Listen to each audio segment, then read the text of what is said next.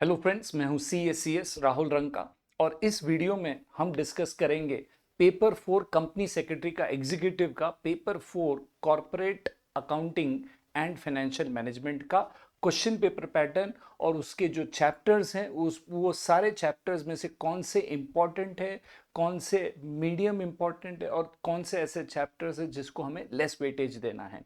देखिए, प्रिपरेशन सब करते हैं, क्लासेस सब अटेंड करते हैं, बट एक चीज़ के वहाँ पे हमारी गलती हो जाती है, हम स्ट्रेटेजाइज नहीं करते हैं कि क्वेश्चन पेपर पैटर्न कैसा होगा, उसके अंदर किस टाइप के क्वेश्चंस आएंगे, कहाँ पे हमें ज़्यादा फोकस करना है।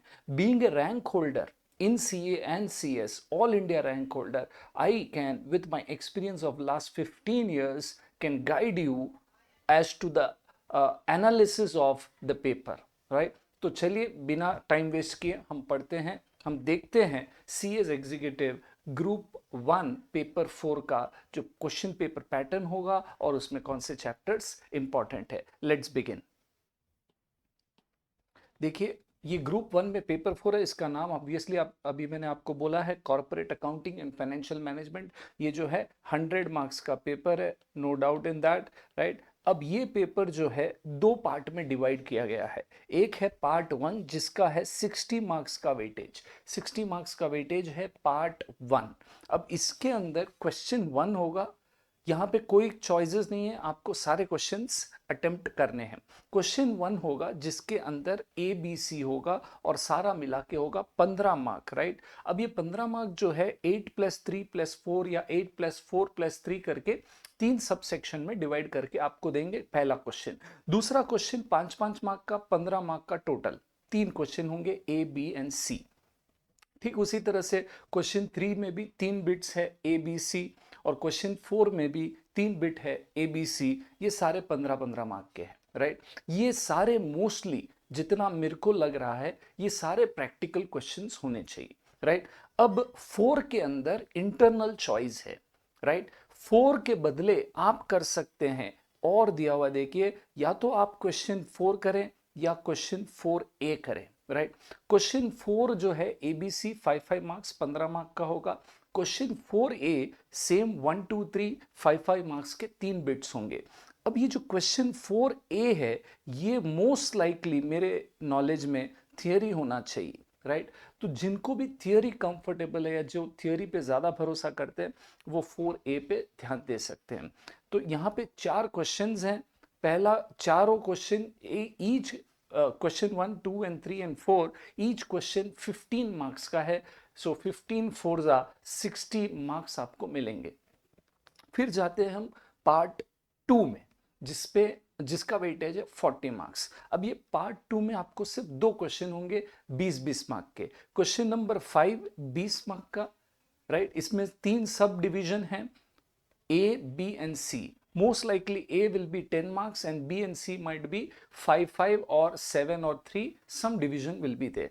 तो आपको 5 क्वेश्चन है, फिफ्थ क्वेश्चन है उसका भी 20 मार्क्स मिलेगा और सिक्स्थ क्वेश्चन है उसका भी 20 मार्क्स मिलेगा। सिक्स्थ क्वेश्चन में क्या होगा, चार बिट्स होंगे। अनलाइक अभी तक जो हमने पूरा डिस्कस किया है उसमें ABC तीन बिट्स थे, बट ये जो लास्ट वाला क्वेश्चन है इसमें आपको चार बिट्स होंगे, ऑब्वियसली क्योंकि 20 मार्क्स का वेटेज है, राइट।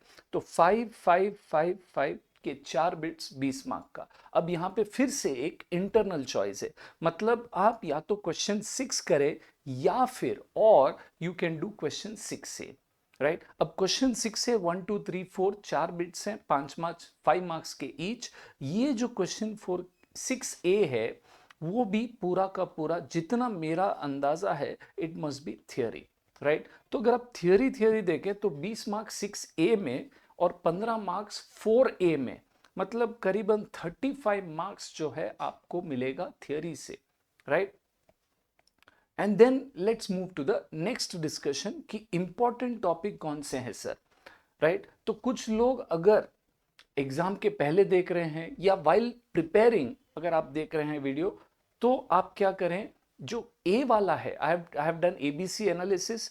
मैंने ए ग्रुप में ऐसे टॉपिक्स डाले हैं जो बहुत ही इंपॉर्टेंट है, वेरी वेरी इंपॉर्टेंट है, राइट। मतलब इसको तो आप छोड़ नहीं सकते। मैंने बी ग्रुप में ऐसे डाले जो नॉर्मल इंपॉर्टेंट है और सी में ऐसे डाले जो नॉट इंपॉर्टेंट है, राइट। तो अगर आप देखेंगे वेरी वेरी इंपॉर्टेंट टॉपिक्स अगर आप एग्जाम के पहले कर रहे हैं तो पहले ये सारे टॉपिक्स को एक बार ग्रिप कर लीजिए, जैसे accounting for share capital, debenture, consolidation, ये सब मोटे मोटे टॉपिक्स हैं, इंपॉर्टेंट टॉपिक्स है। Share capital, debenture, consolidation of accounts, and then एक चैप्टर है financial statement analysis and forecasting of financial statement. ये सारा मिला के बेसिकली जिसको हम इन अपने भाषा में कहेंगे रेशियो एनालिसिस, राइट। तो ratio analysis is another important chapter. Cash flow statement is important, capital budgeting and working capital management, ये सारे जो है ए कैटेगरी में है, मतलब आप इनको स्किप नहीं कर सकते हैं, ये सारे आपको डेफिनेटली करने हैं। और जितना मेरा अंदाजा है more than 50% of your paper will be this only। हो सकता है 60-70 भी हो, बट उतना गारंटी मैं नहीं दे सकता, बट डेफिनेटली 50 मार्क्स से ज्यादा आपको ये सारे 7 टॉपिक्स में से आएंगे, राइट। उसके बाद बी कैटेगरी में जो नॉर्मल इंपॉर्टेंट है, not very very important, but इसको आप अवॉइड भी नहीं कर सकते, जैसे कॉस्ट ऑफ कैपिटल है फाइनेंशियल मैनेजमेंट में, capital structure, dividend decision, security analysis, introduction to corporate accounting, accounting standards, and एक चैप्टर है related aspect of company accounts, और उसमें भी मैं सिर्फ बोलूंगा अंडर राइटिंग, राइट। तो ये सारे हमें बी कैटेगरी में आएंगे जो इंपॉर्टेंट है, अवॉइड नहीं कर सकते हैं, बट बहुत ज़्यादा इंपॉर्टेंट भी नहीं है। अब सी कैटेगरी में बाकी सारे जो भी टॉपिक्स है वो सारे सी कैटेगरी में आएंगे, वो इंपॉर्टेंट नहीं है। और अगर आपके पास स्कैर्सिटी ऑफ टाइम है, आपके पास स्कैर्सिटी ऑफ मेंटल अप्रोच है, तो आप क्या कर सकते हैं, ये सारे टॉपिक्स को जस्ट एक बार न्यूज़पेपर रीडिंग दे सकते हैं, राइट। तो आई होप आपको समझ में आया कौन से टॉपिक्स इंपॉर्टेंट है और कौन से टॉपिक्स को हम इग्नोर भी कर सकते हैं। बट एक बार तो आपको पूरा का पूरा स्टडी मटेरियल आईसीएसआई का पढ़ना तो पड़ेगा।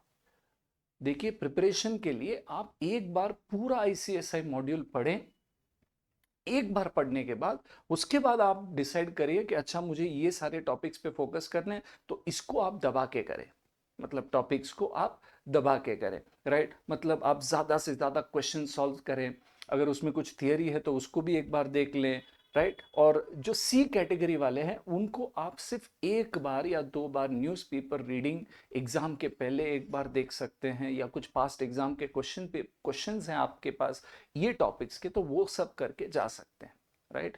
तो आई होप आपको ये वीडियो वैल्यूएबल हुआ होगा, आपको ये वीडियो से कुछ मदद मिली होगी। अगर आपको ये वीडियो से कुछ भी वैल्यू एडिशन हुआ है, please definitely like, share and subscribe this video, this channel, follow me on Instagram, right? And if you have any damn query, do not hesitate to approach me. I will help you in whatever way I can, right? Thank you so much.